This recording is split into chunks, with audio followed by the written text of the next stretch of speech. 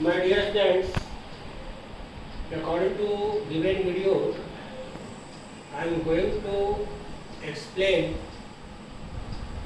an important law that's name is Newton's universal law of gravitation. तो सबसे पहले तो इसमें देखना है कि what do you understand by gravitation? अब ग्रेविटेशन क्या है थोड़ा सा इसको देखिए. According to physics, force of attraction between two different body due to mass. ध्यान देना मेरी बात. अगर दो बॉडी है, as for example we have given two different types of a sphere. Name A. If mass of a sphere first A is m1, we have given second a sphere. That's name is B.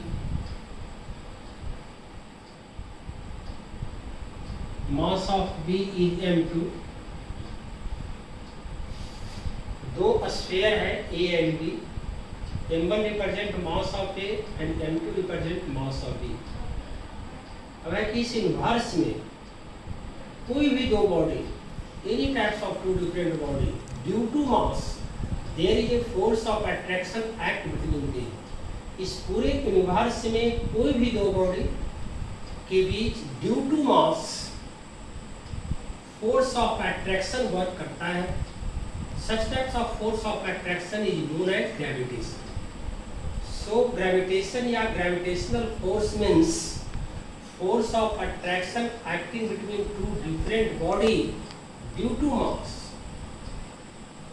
So force acting between two different body due to mass, that's called gravitation. तो कोई भी दो body दोनों के बीच मास के कारण जो force of attraction है, उस अट्रैक्शन फोर्स को ही ग्रेविटेशन या ग्रेविटेशनल फोर्स कहा जाता है. अब आगे बढ़ते हैं.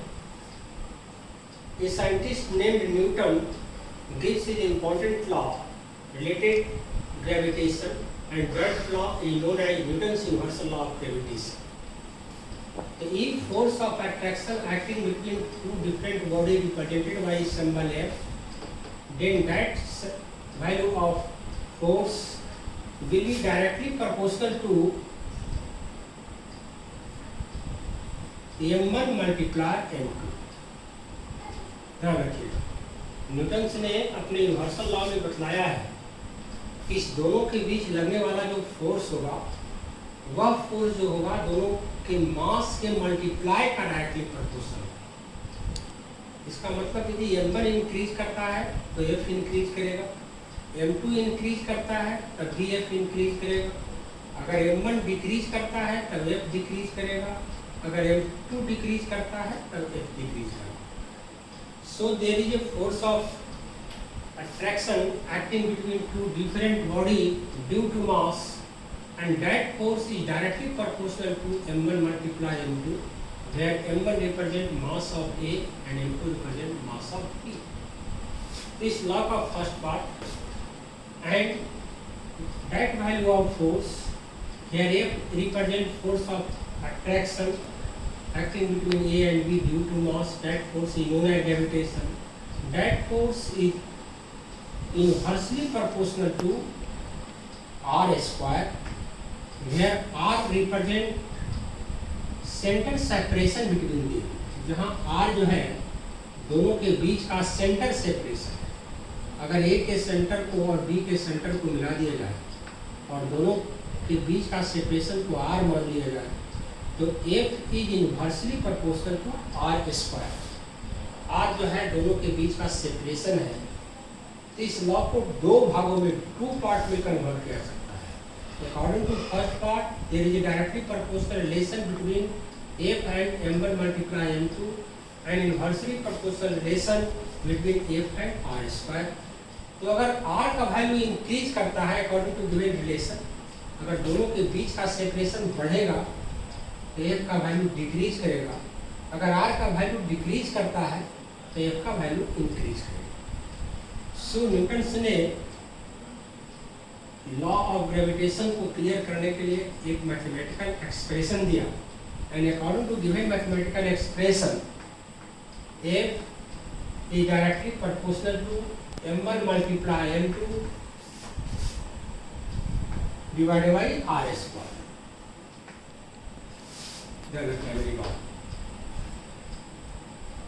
अगर इस प्रोपोर्शनल के साइन को इक्वल से डिस्प्लेस कर दिया जाए तो we see that F is equal to a constant capital G multiply m1 multiply m2 divided by r square.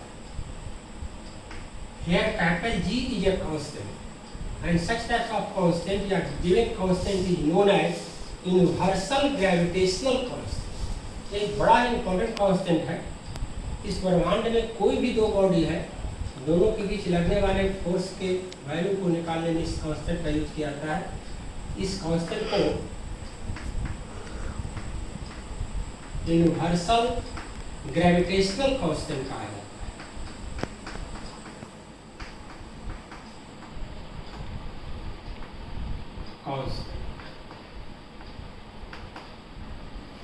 On the basis of given equation, we see that capital G multiply m1 m2 that's equal to fr square. So value of capital G that's equal to fr square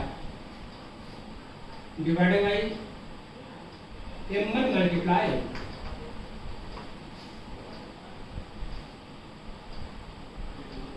In a SI system, value of F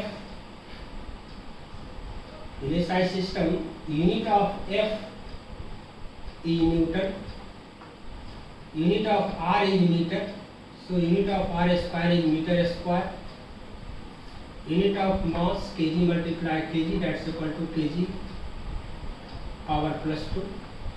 So in a SI system, unit of capital G is Nm square.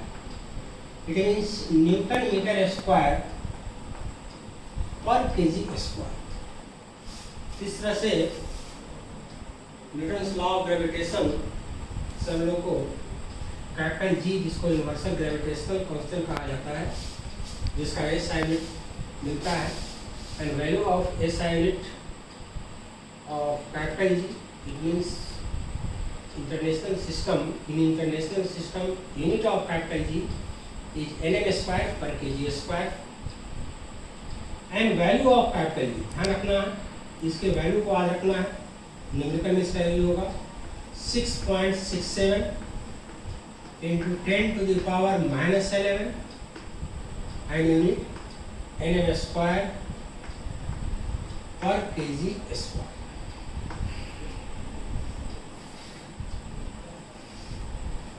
That's all.